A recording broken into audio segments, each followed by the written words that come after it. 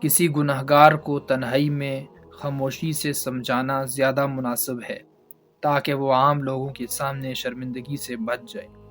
حضرت ابو الدرداء رضی اللہ عنہ کا قول ہے، جس نے اپنے کسی بھائی کو لوگوں کے سامنے نصیحت کی، اس نے اسے رسوا کر دیا، اور جس نے تنہائی میں اسے سمجھایا، اس نے اسے رسوائی سے بچا لیا۔